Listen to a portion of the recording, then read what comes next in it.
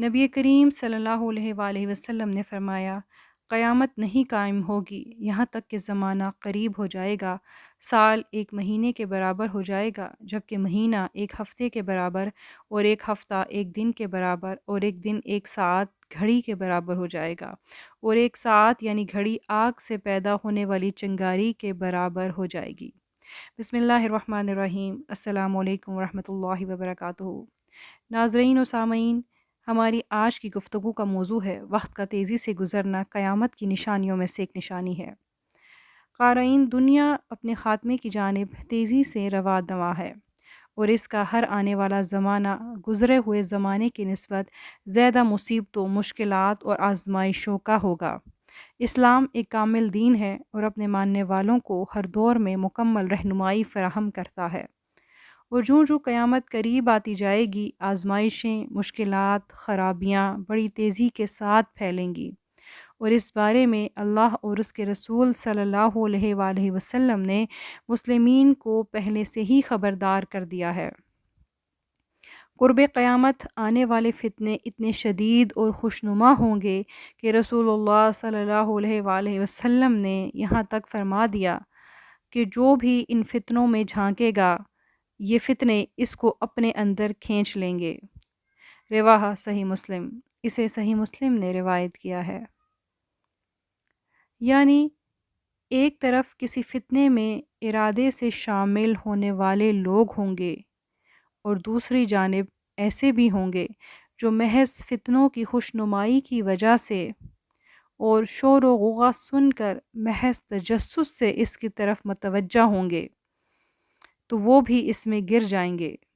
ان فتنوں کی شدت کا اندازہ اس حدیث سے لگایا جا سکتا ہے کہ یہ فتنے کس قدر شدت کے ہوں گے کہ انسان محض صرف اس میں ایک تجسس کی بنا پر جو اس میں صرف جھانکے گا، وہ فتنے اس بندے کو بھی اپنی جانب کھینچ لیں گے۔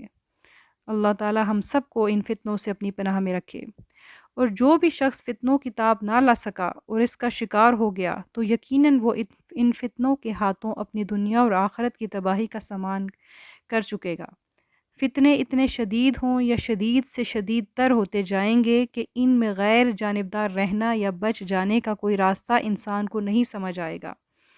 ایک طرف جان کا فتنہ، باہمی قتل و غارت اور بغاوتوں کی شکل میں، تو دوسری جانب مال کا فتنہ، مال کا فتنہ غضب، ہوس، چھینا جھپٹی کی صورت میں، ایک جانب بے حیائی کے فتنے کی تباہ کاریاں، تو دوسری جانب سود کے دھوئیں سے متاثرہ معاشرے وغیرہ وغیرہ۔